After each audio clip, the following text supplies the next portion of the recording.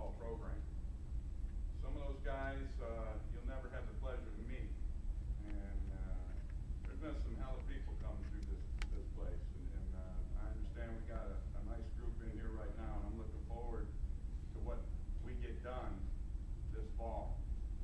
I remember coming in as a freshman, and I really didn't have much of a clue about what was the expectation and what was I getting myself into, and there were some long nights, sometimes when I was making that, having that debate. Do I want to go home? Is it worth it?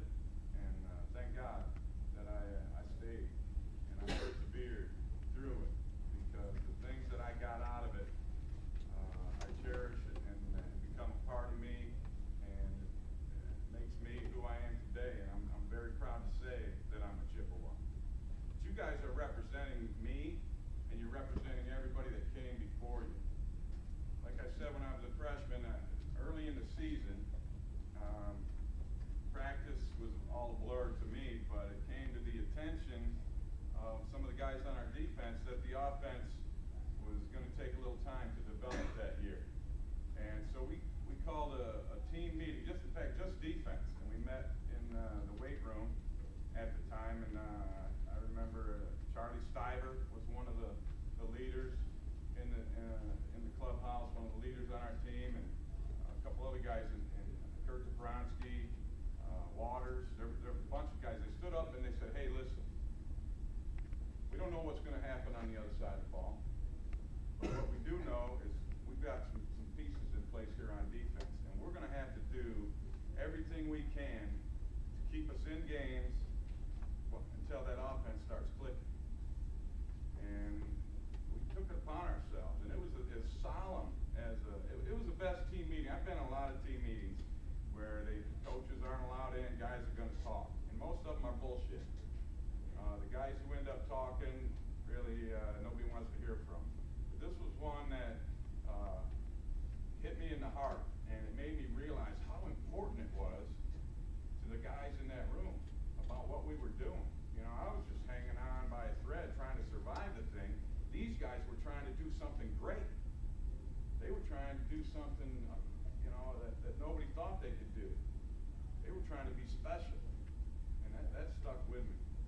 And that's the expectation that you should have for yourself as a Chippewa. Your goal is to do something great. It ain't to hang on.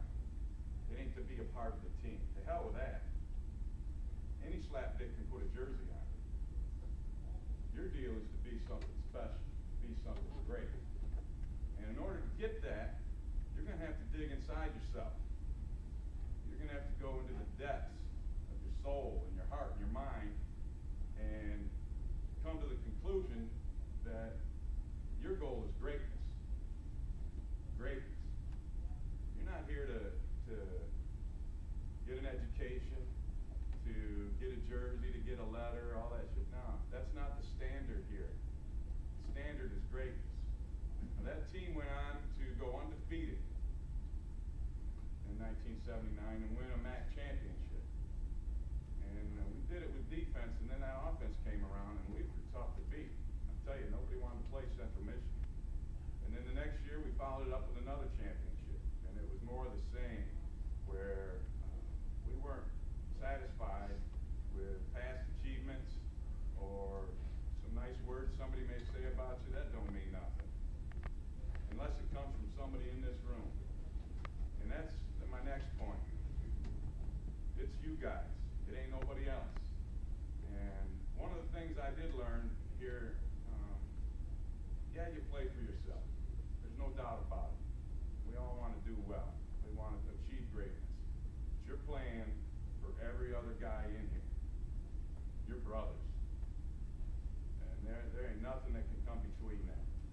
And when you go out there and you lay it on the line, and your brother sees you laying it on the line, and he knows that you're giving everything you got. From deep inside of you, everything you've got. And not just on game day. Throughout the week, the preparation, you're doing the extra things. And then when you look at that guy and you know he's doing it, you're honor bound to do it yourself. And now you're going to lift somebody else up. like starting a fire. You need a bunch of fire starters. Now there's going to be some guys that are just logs, okay? And the fire gets started, and they get thrown on the fire, and the fire gets bigger. But we need fire starters, as many as we can get.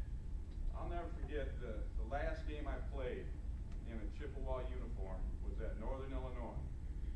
And we didn't win that game. But it was the most fun and most intense football I've ever played in my life. Because before every snap, when we were on defense, we were hollering and screaming and pulling together. Our defense played unbelievable that day. And I remember Mike Fitzsimmons and Dan O'Brien and John Johnson and Dale Bennett, guys that you probably never heard of. Some real men. And we were so geeked up and intent on defense, we were out there screaming and hollering pre-snap, yelling like freaking wild men. Northern Illinois was in their huddle looking over there like, what in the hell just happened? Well, we decided we were getting after their ass. We didn't care about the scoreboard. We didn't care about what the offense was doing. It didn't matter. We were going to give everything we got, everything, every play, to a man. And not for ourselves, for our brothers that were going to war with us right there in that huddle. You can see it in our eyes. I get goosebumps just thinking about it. That level of intensity that we got to. And that's what you need, man, and then you have to sustain it. And that's when you know you're having fun. So there's a high standard here, and my expectation is that you'll meet it and exceed it. And it's going to take every man in here giving everything he's got. And when you get that done, when you get to that level, you're doing something special. And you'll never forget the guys that are going out there with you and doing that with you and bringing you along and you bringing them along. My first start in the NFL, I was a little bit overwhelmed. I'll tell you that right now. We were playing the Pittsburgh Steelers. They had an excellent running game, and it's windy as hell out there in Buffalo, as you might imagine. And it was a little cold, so you knew they were going to run the football that day. So I'm standing on the sidelines, and I'm looking up into the stands, and people are going crazy, and we're about to kick off, and I'm kind of deer in the headlights. I'm kind of freaking out, you know. I'm like thinking about it, a little overwhelmed. And Darryl Talley, who is one of the craziest sumbitches I've ever met, and I love him to death. He looked at me, and he must have known or saw, or maybe that's just what Darryl does, I don't know. But he grabbed me, and he stuck both his fingers in each ear hole, jammed them in there, got my attention, took my face mask and slammed it against his, and started screaming, motherfuck this, motherfuck that. I didn't know what he was saying, but he was saying it, and I was hearing it. Right then, I snapped. I jumped up. I was like, oh, yeah, that's right. That's what it's about. Let's go out together and kick some ass. And we did. We shut them down. We won that game. I led the team with 12 tackles, and I got back to the basics of what football was about. That's you and your crazy-ass friend going to war together on a Saturday afternoon or whatever day it is, whenever they schedule that game. That's what it's about. That's what you'll remember. That's what you'll take with you. And that's what it'll take to achieve greatness. So I wish you the best of luck this year, and thanks for giving me a few minutes to express some of those things, and I can never do anything for you. I got all your backs. I'll tell you that right now, whatever it